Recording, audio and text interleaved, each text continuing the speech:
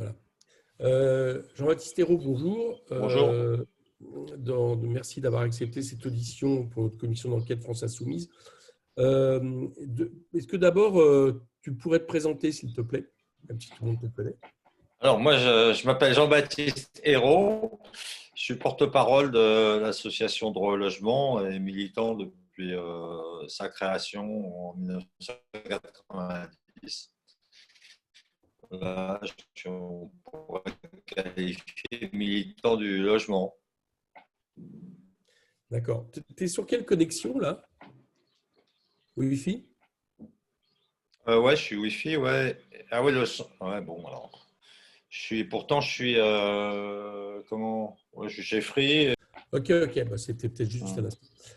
hum. Donc, pour commencer, je voudrais savoir comment tu vois cette période de confinement et la gestion de crise du gouvernement sur la question évidemment sur laquelle travaille le DAL principalement, c'est à la question du logement et notamment des Là, mal je logés. t'entends plus. Tu m'entends Merde, là? Oui, je excuse-moi. disais, comment vois-tu Hum. la gestion de la crise épidémique par le gouvernement, du confinement, notamment en matière de logement et de mal logement? Et pour nous, le gouvernement est défaillant dans cette affaire parce que d'abord, il a très mal commencé avec les sans-abri et il s'en est occupé de manière, on va dire, très minimaliste, hein. Euh, on a, nous, poussé pour obtenir que l'État se mette à réquisitionner des logements Airbnb, notamment, qui ont l'avantage d'être habitables immédiatement, pour ceux qui sont loués à l'année, bien sûr, illégalement, dans la plupart des cas. Euh, mais le gouvernement n'a pas répondu. Toutefois, il a accepté de réquisitionner des hôtels, ce qui a permis d'alléger un peu la situation. Mais la situation sur le terrain reste dramatiquement insuffisante puisqu'on a encore des milliers de sans-abri dans les rues. Le responsable, le président du SAMU social annonçait la semaine dernière qu'il y avait encore 1000 sans-abri dans les rues, qu'ils avaient réussi à en loger 1000. Bon, tout ça en plus d'un mois d'action normalement efficace et volontaire de l'État. On est très en dessous en réalité de la satisfaction des besoins essentiels, élémentaires, sachant que les sans-abri sont également encore parqués pour un certain nombre d'entre eux dans des gymnases, donc des conditions qui favorisent la progression de l'épidémie. Donc là, très mauvaise politique en matière d'hébergement, le gouvernement ayant une position idéologique et refusant d'appliquer la loi de réquisition pour les sans-abri. Le deuxième point, c'est la question des mal logés, qui rejoint un peu cette question de problème des sans-abri. C'est le confinement pour des personnes qui vivent en situation de grave surpeuplement ou qui sont logées dans des taudis, donc qui sont dangereux pour leur santé, et d'autant plus qu'ils y restent collés 24 heures sur 24, et pour lesquels il aurait fallu trouver des solutions, on va dire, d'amélioration des conditions de logement. Là aussi, ça passait dans une situation d'urgence, ça passe par la réquisition et par la mobilisation de tout bien vacant, au moins de manière temporaire, enfin provisoire, en attendant de mettre en place des solutions de logement pérennes. Donc, non, le gouvernement français a renoncé. Et puis, on a enfin la gestion calamiteuse des loyers. Alors que dans de nombreux pays européens, hein, pour ne citer que l'Allemagne, la Suisse, l'Italie, l'Espagne, le Portugal, des moratoires sont mis en place sur les loyers. Moratoire, ça veut dire suspension des loyers, surtout en bout du bout, suspension des sanctions contre les locataires qui sont en difficulté de payer leur loyer. Or, aujourd'hui, un bailleur privé peut très bien, pour ceux qui n'ont pas pu régler leur loyer à la fin du mois de mars, ils ont très bien pu recevoir un commandement de payer et le début donc d'une procédure d'expulsion. Selon une étude de l'IRES, hein, donc de l'Institut de recherche sociale, la population française est donc très durement impactée par le confinement et la crise. Donc, on a pour eux entre 2,5 millions et 2,8 millions de ménages qui vont rencontrer des difficultés majeures pour payer leur loyer ou leur retraite à la fin du mois. Alors, si une partie d'entre eux ont réussi à payer le mois de mars, avec des efforts sans doute importants et des sacrifices sur un certain nombre de budgets essentiels, ça ne sera pas la même pour le mois d'avril. Et donc, la fin du mois d'avril sonne, je veux dire, un mois excessivement angoissant, fin de mois angoissante pour les ménages modestes, enfin, et puis tous ceux qui ont perdu leur emploi. Et là, on est sur un spectre assez large de professionnels et social, puisque y compris les petites classes moyennes sont largement touchées par ces difficultés. C'est lié en fait aux statuts salariaux. Bon, et on sait également que les secteurs économiques qui sont pourvoyeurs d'emplois à petit revenu, comme le bâtiment, la restauration, l'hôtellerie, le tourisme en règle générale, sont complètement à l'arrêt. Et donc, tous ces salariés aujourd'hui, qui étaient d'ailleurs souvent, pour un certain nombre d'entre eux, qui pouvaient être aussi de surcroît travaillant au noir, donc se retrouvent aujourd'hui privés de revenus. Donc ça impacte automatiquement les classes populaires, mais aussi les accidents à la propriété, les périurbains, quoi, ceux qui sont logés à la périphérie et puis qui ont des difficultés à boucler les fins de mois. Donc là, on attend du gouvernement qu'il prenne des mesures. Pour l'instant, il ne l'a pas fait. Bon, le ministre du Logement s'est contenté de rassurer les milieux de l'immobilier en disant il n'y aura pas de moratoire. Il n'y aura pas de moratoire. Il l'a dit plusieurs fois. C'est une demande affichée apparemment par les milieux du logement, le secteur de l'immobilier, et particulièrement le secteur des bailleurs privés, qui angoissent à l'idée d'un moratoire. Mais enfin, on ne comprend pas très bien cette attitude, puisque au fond, les premiers perdants seront les dizaines ou les centaines de milliers de familles qui risquent d'être expulsées de leur logement si jamais le gouvernement reste inactif. Donc, une vague d'expulsion un peu similaire à celle qu'ont connue les États-Unis et l'Espagne après la crise des subprimes. Souvenez-vous, c'était des millions d'accédants à la propriété américains et des centaines de milliers espagnols qui ont été mis à la rue à la fin des années 2000 et début des années 2010. Donc là, on s'achemine vers une situation un peu similaire en France, avec donc la mise à la rue de centaines de milliers de familles si le gouvernement reste inactif sur ce sujet. Et je ne comprends pas d'ailleurs l'attitude des bailleurs privés, même d'ailleurs des bailleurs sociaux qui ne sont pas très, très actifs, je pense aux fédérations, leurs représentants, qui ne sont pas très actifs pour exiger que le gouvernement prenne un moratoire d'une part, et d'autre part aussi mettre en place un fonds d'aide aux impayés. Les bailleurs vont aussi rencontrer des difficultés économiques, d'ailleurs qui va fragiliser une fois de plus la filière du logement social et qui va impacter les bailleurs privés. Donc pourquoi actuellement les bailleurs se privent on va dire, de tenser, de pousser le gouvernement à prendre des mesures concrètes, à débloquer, on va dire, 1 ou 2 milliards d'euros pour venir en aide aux locataires, aux accédants à la difficulté. C'est assez surprenant.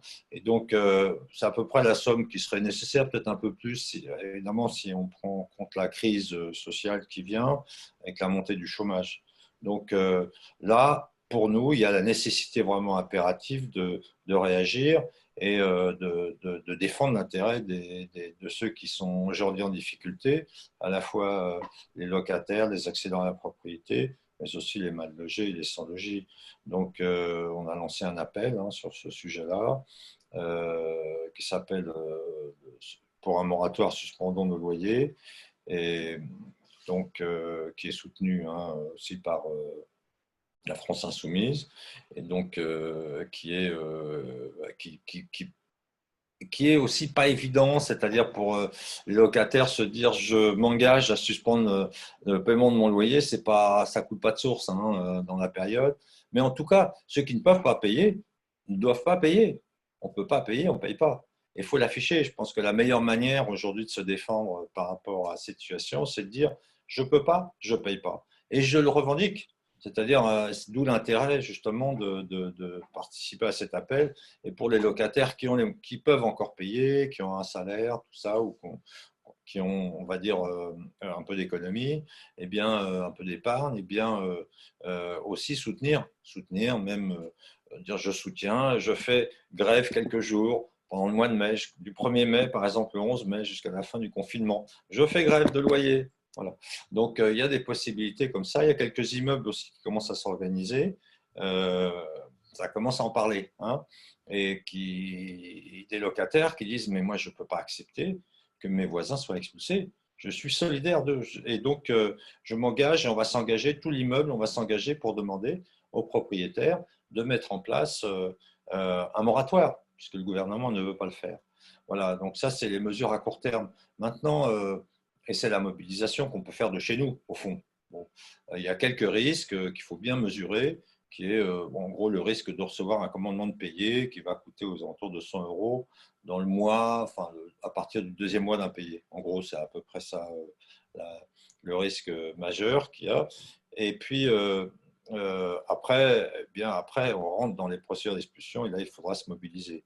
Maintenant, on signale quand même qu'à partir du 1er juin, c'est la fin de la trêve hivernale. Hein, après les 2 mois qui ont été rajoutés par le gouvernement, les expulsions vont commencer. Et les expulsions, non pas de ceux qui ne peuvent pas payer là pendant le confinement, mais ceux qui étaient l'objet d'un jugement d'expulsion en 2018, en 2019, et qui vont être mis à la rue. On ne se fait, pour l'instant, aucune consigne n'a été donnée.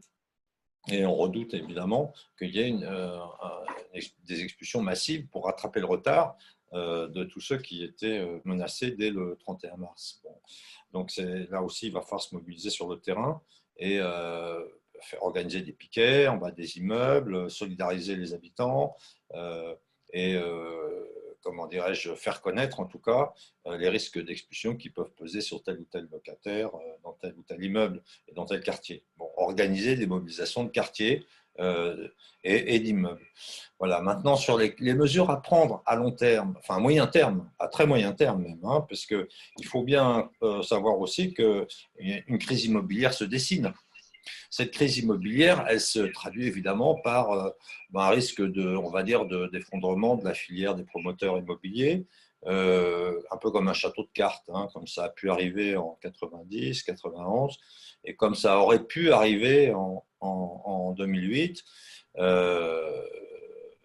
Mais voilà, donc en tout cas, il y a un risque. Alors, il y a plusieurs éléments qu'on peut trouver. D'une part, il y a évidemment un ralentissement des acquisitions, hein, des ventes de l'offre, des chantiers, du bâtiment, et puis relèvement des taux d'intérêt. Et tout ça va concourir sans doute à l'émergence d'une nouvelle crise immobilière dans un contexte où le logement n'a jamais été aussi cher. Il faut quand même rappeler que ces 10 dernières années ont amené à des niveaux de prix immobiliers et fonciers comme jamais on a connu dans notre pays. Donc voilà, alors il y a aussi éventuellement une possibilité de correction hein, des prix du marché. Mais tout ça, à quel prix? Au prix de licenciements dans le bâtiment massif, et ailleurs, enfin dans les secteurs en général, dans ces secteurs-là, et donc, donc d'une baisse de la production de logements et d'une aggravation de la crise. Donc dans ce contexte-là, qu'est-ce qu'on peut faire? Eh bien, comme on l'a fait d'ailleurs en 90 et comme on l'a fait en 2008, il faut soutenir la production de logements sociaux. D'une part, c'est le moyen de satisfaire les besoins urgents qui ont émergé pendant le confinement, et d'autre part, c'est le moyen de créer de l'emploi et de faire tourner l'économie. Voilà. Donc, produire massivement du logement social. Sauf que le logement social, aujourd'hui, est, on va dire, un peu exsangue après les mesures d'économie drastiques qui ont été prises sur les bailleurs sociaux en termes d'économie de l'APL. Donc là, la relance par le logement social, s'il n'y a pas de mesures gouvernementales pour financer la production, c'est-à-dire remettre en route les aides à la pierre, mettre un coup de balai sur les baisses d'APL, etc., eh bien, il n'y aura pas de relance. Voilà. Alors, on va voir ce que le gouvernement va nous concocter. On redoute évidemment de voir arriver, on va dire, des des recettes miraculeuses là, qui vont profiter à terme plutôt au milieu secteur privé au logement social, avec des aides fiscales massives, etc., etc.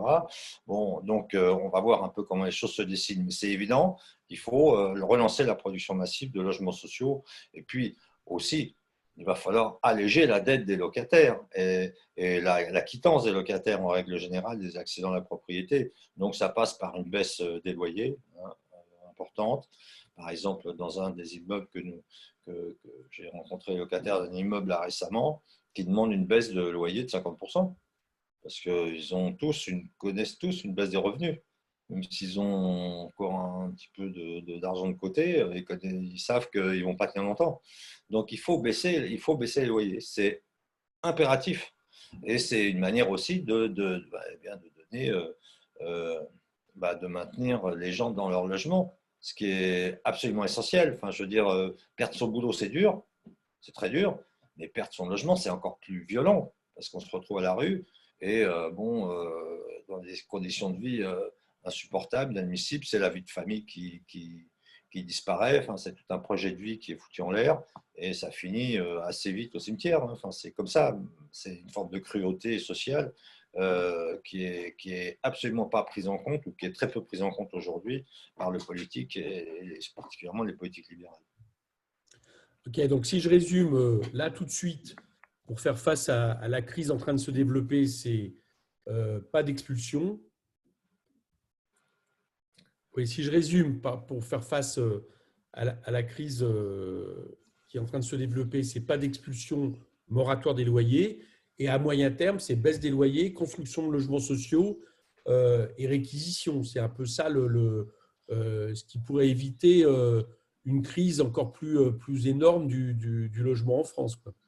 Oui, sur l'urgence, il faut suspendre toute sanction. Donc, c'est le moratoire des loyers et des traites, hein, ou des hypothèques. Bon, la réquisition des logements vides aussi, dès maintenant, ou des hôtels, enfin bref, pour loger tous les sans-abri qui sont à la rue. On a des hôtels vides là, pas loin tout autour de Paris, il y a des hôtels vacants, et dans Paris encore plus. Et enfin, il faut relancer la production massive de logements sociaux. Il faut aussi que l'État prévoie un fonds pour aider aux impayés de loyer. C'est-à-dire qu'il faudrait, sans doute. J'ai mon chat là qui me fait sa vie. C'est pas grave. Ouais, un fonds de garantie, ouais, pour Ouais. pour les loyers. Ouais. Ouais, attends, ouais. Alors, je vais reprendre parce que, bon.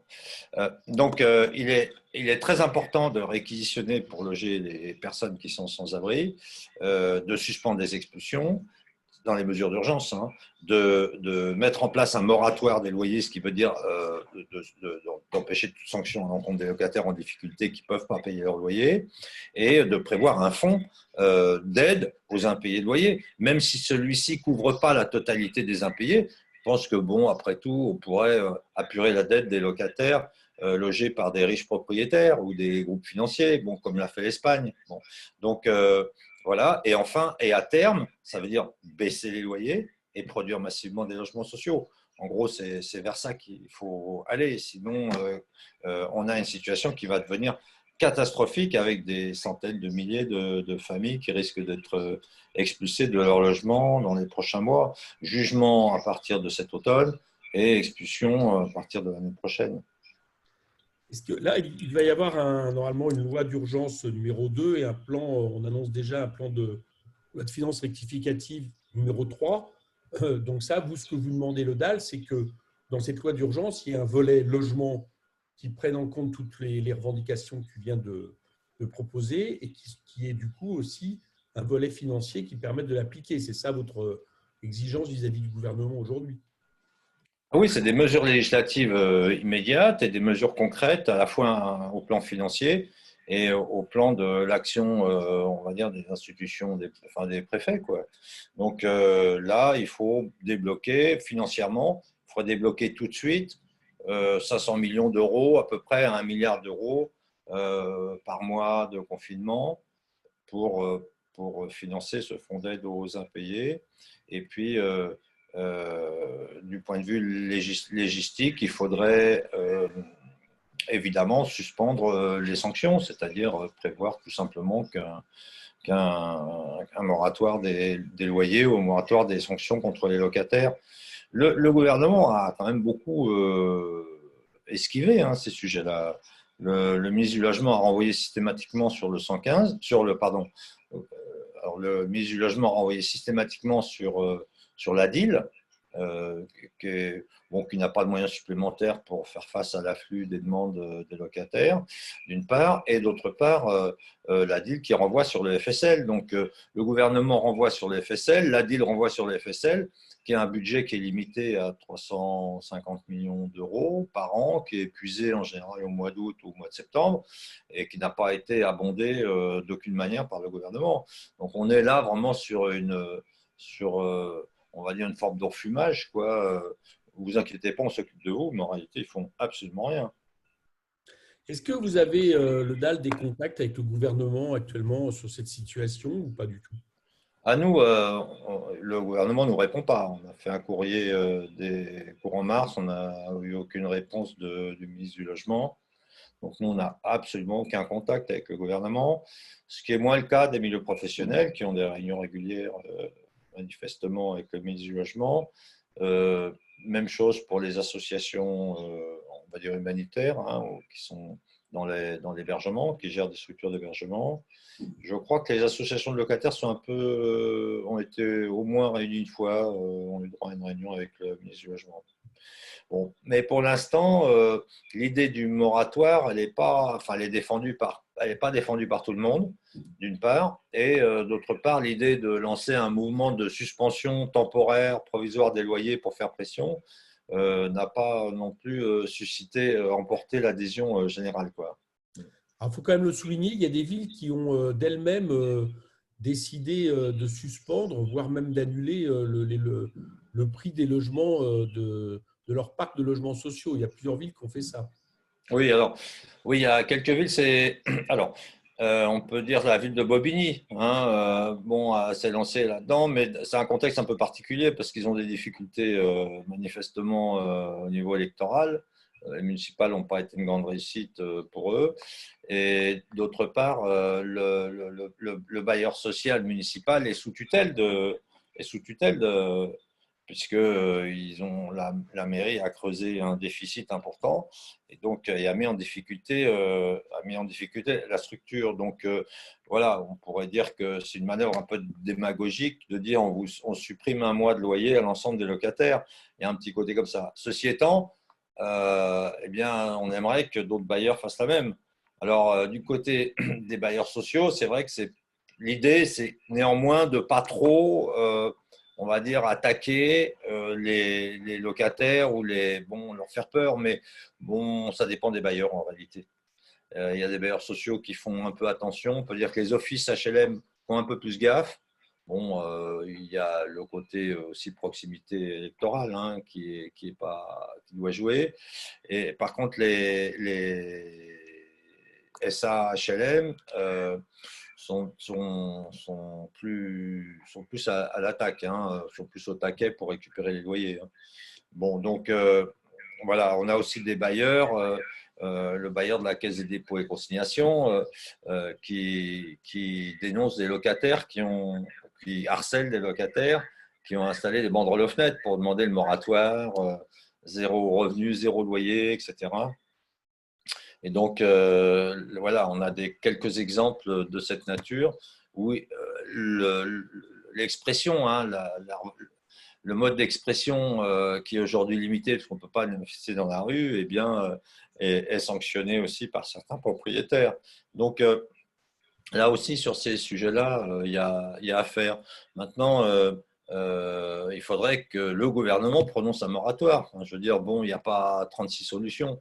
Que quelques bailleurs ici ou là, il y a des bailleurs privés aussi qui font les beaux. D'ailleurs, moi, j'étais surpris parce que même l'Union nationale de la propriété immobilière se montre généreuse et encourage les bailleurs privés à accorder des délais de paiement, voire même à à supprimer quelques dettes.